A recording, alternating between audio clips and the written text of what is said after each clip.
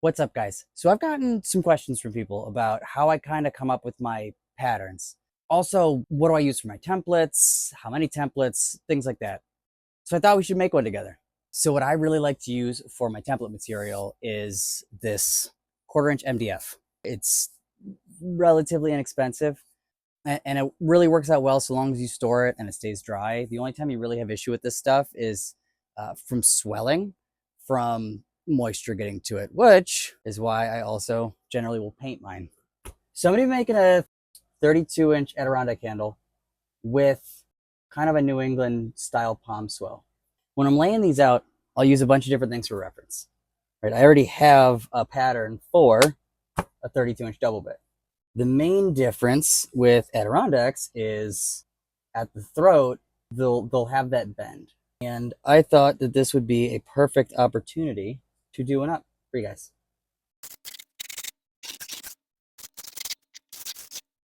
A lot of them would be as exaggerated as this, my classic pattern, which is modeled after a bent handle. So picture something kind of similar to that.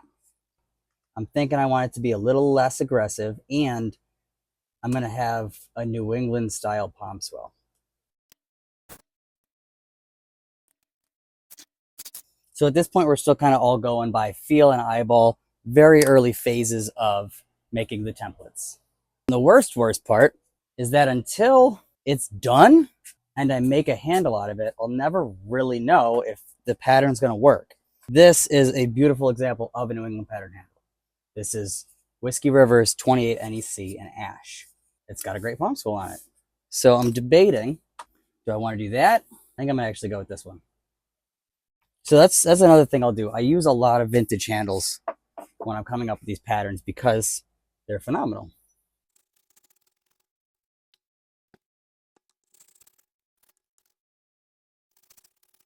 So we got to measure.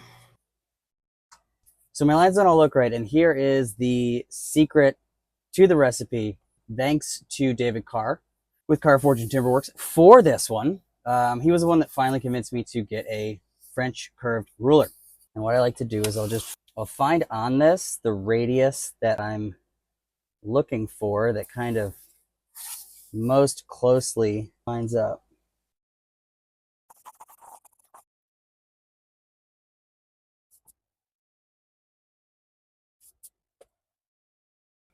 So again, this is all just eyeball and feel. So I know I'm roughly at 18, same mark.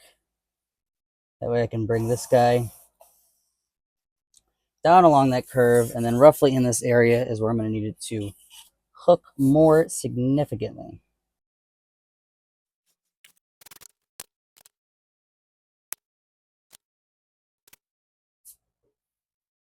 So I really like this. What I want to do now, thin it out a little bit.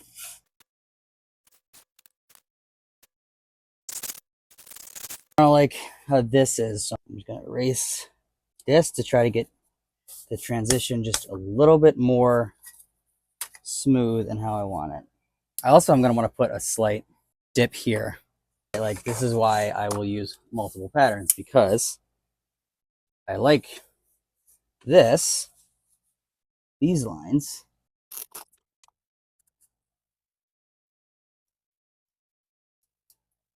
Don't like that though.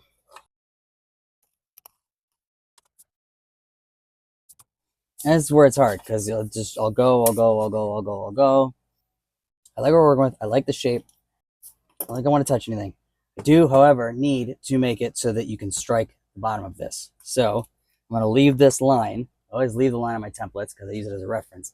And then, since I want it to be striking right in the center line, I'm going to need the knob kind of out here. It's going to come off straight. Just a little bit. Don't need a lot.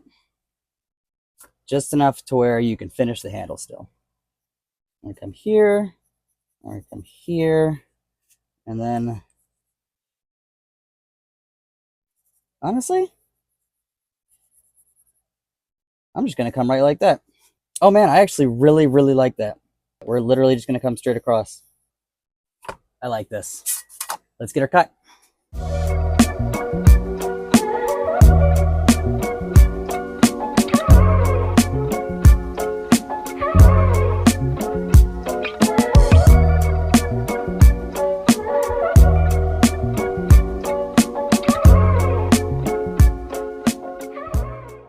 I gotta do some grinding.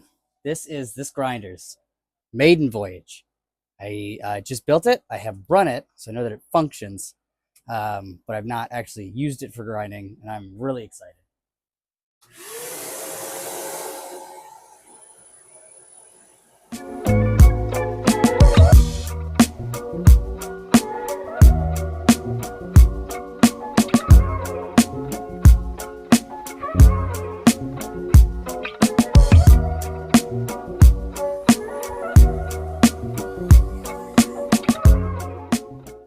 And then when that's all done, you're left with something kind of like this.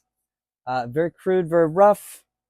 That, ladies and gentlemen, is the Granite Cova Adirondack candle with a New England twist on it. I'm super excited to be able to get a handle made and swing it and see if it's actually good, because that's the last step for me with working on a pattern. Is I got to make it and I got to swing it. Thank you guys so much for watching. I'm appreciative of it more than you'll know, and I always will be. I hope that you had a great time. Hope you learned something. Hope this helped somebody. And as always, have a great day.